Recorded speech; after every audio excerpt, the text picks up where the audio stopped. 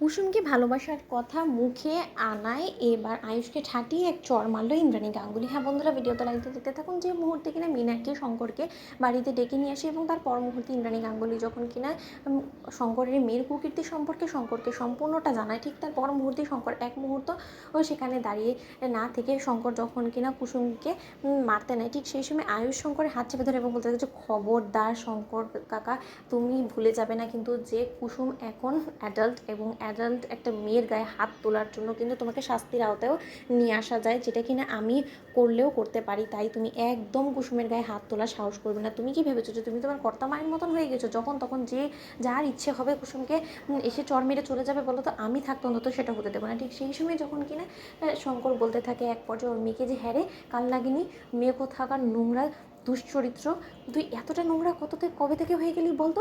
এবং তার থেকেও বড় কথা, ইদানিং তুই এই বাড়িতে সর্বক্ষণ পড়ে থাকিস শুধুমাত্র এই আয়ুষ বাবাকে কর্তামার বিরুদ্ধে উস্কে দেওয়ার জন্য। এই সমস্ত কর্মকাণ্ড করার জন্য কি তোকে আমি এই মালদা থেকে এখানে এনেছিলাম রে? নির্লজ্জ বেহ্যা মেয়ে কোথাকার, তোর মতন মেয়ের চেহারা দেখে আমার জাস্ট ঘেন্না হচ্ছে, জানিস তো? ঠিক সেই সময় এই কথা বলা মাত্রই যখন কিনা শঙ্কর বলতে থাকে যে চল আমার সঙ্গে, এক্ষুনি চল, তোকে আমি দেখাচ্ছি। ঠিক সেই সময় আয়ুষ বলতে থাকে যে না শঙ্কর কাকা, কোনো মতে তো তোমার সঙ্গে আজকে কুসুমকে অন্তত একা ছেড়ে দেওয়া যাবে না, কারণ আমি খুব ভালো করে জানি যে তুমি কুসুমকে বাড়ি ফিরিয়ে নিয়ে যাওয়া মাত্র কুসুমকে বেধড়ক মারধর করবে এবং তার পরবর্তীতে মেয়েটা সমস্ত কিছু মুখ বুঝে সহ্য করে নিজে নিজে ঘুমড়ে ঘুমড়ে কাঁদতে থাকবে, কিন্তু সেটা তো কোনো মতে হতে দেওয়া যাবে না। ঠিক সেই সময় আয়ুষকে ইন্দ্রাণী গাঙ্গুলি বলতে থাকে যে আয়ুষ, তুমি কুসুমের জীবনে এতটা তরফদারি করার কে এবং তুমি কে হও? ঠিক সেই সময় শঙ্কর যখন বলতে থাকে যে আয়ুষ বাবা, তুমি মালিক পক্ষের ছেলে হও, তোমার মুখে মুখে কথা বলাটা হয়তো বা আমার মতন একটা ড্রাইভারের সাজা নেয়, কিন্তু তার সত্ত্বেও এটা তো আমার মেয়ের মামলা।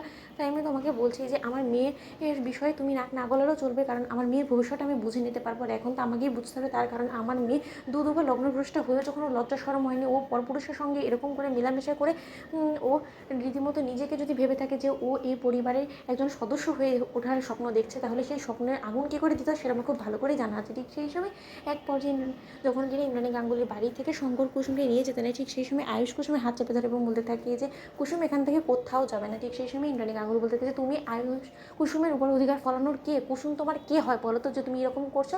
ঠিক সেই সময় এক পর্যায়ে আয়ুষ বলে উঠে যে আর যদি বলে আমি কুসুমকে ভালোবাসি এবং ওকে আমি আমার জীবনসঙ্গিনী হিসেবে পেতে চাই এবং তার জন্য আমি কুসুমের উপর অধিকার ফলাই এবং আমি কুসুমকে ভালোবাসি। মা, তুমি শুনতে পেয়েছো? আমি কুসুমকে ভালোবাসি এবং আমার সামনে দাঁড়িয়ে কেউ যদি কুসুমের প্রতি এরকম অন্যায় বিচার করে, সেটা আমি কোনো মতে মুখ বুঝে সহ্য করবো না। কুসুম সমস্ত অন্যায় মাথা পেতে মেনে নিল, আমি কোনো মতে মেনে নেব না, কারণ আমি কুসুমকে ভালোবাসি এবং কুসুমকে কষ্ট পেতে দেখলে আমারও যথেষ্ট পরিমাণে কষ্ট হয়। ঠিক সেই সময় শঙ্কর চমকে উঠে এবং কুসুম বলতে থাকে যে চুপ করুন এবার ছোটো সাহেব, চুপ করুন, আপনি কী সমস্ত কথাবার্তা বলছেন বলুন তো? এটার কি আদৌ আপনার কাছে কোনো রকম কোনো প্রমাণ আছে? তো বন্ধুরা, লাইক কমেন্ট শেয়ার করে সাবস্ক্রাইব করতে ভুলো না।